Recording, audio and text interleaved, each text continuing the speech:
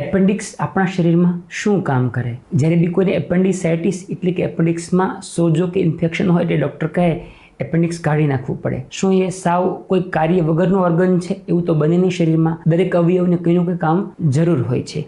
સમજીએ એપેન્ડિક્સ શું છે. આ પાચનતંત્ર છે, આ અન્નળી છે, જઠર આવે, પછી નાનું આંતરડું આવે અને પછી આ મોટું આંતરડું છે. આ જગ્યાએ એપેન્ડિક્સ છે. તો ઝૂમ કરીને બતાવીશ તો ખ્યાલ આવશે તમને.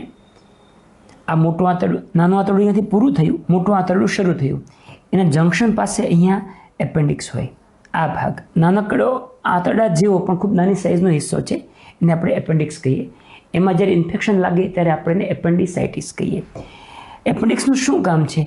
બહુ મોટું કામ નથી, પણ હમણાં છેલ્લા થોડા વર્ષોમાં નવા રિસર્ચથી ખ્યાલ આવ્યો કે એપેન્ડિક્સ સાવ બિનઉપયોગી નથી. 2-3 કામ કરે છે. એક વસ્તુ છે કે આપણા આંતરડામાં અબજોની સંખ્યામાં હેલ્ધી બેક્ટેરિયા હોય.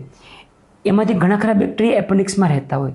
ધારો કે કોઈ વ્યક્તિને આ નોર્મલ આંતરડું છે, એમાં ઇન્ફેક્શન લાગ્યું અને ઝાડા થાય એટલે આખું આંતરડું ખાલી થઈ જાય, એમાંથી બેક્ટેરિયા પણ જતા રહે. એ સમયે એપેન્ડિક્સમાં હેલ્ધી બેક્ટેરિયા બચી જાય. એ હેલ્ધી બેક્ટેરિયા ફરીવાર પાછા એપેન્ડિક્સમાં થઈને પાછા આખા આંતરડામાં ફરીવાર આવી જાય. એટલે હેલ્ધી બેક્ટેરિયાનું સ્ટોરેજ છે. ઘણીવાર ઇમ્યુનિટી માટે પણ અમુક અંશે એપેન્ડિક્સ જવાબદાર છે એવું માનવામાં આવે છે, પરંતુ ઇમ્યુન ફંક્શન વધારે નથી. એટલે એપેન્ડિક્સ કાઢવાથી બહુ મોટું નુકસાન થતું નથી.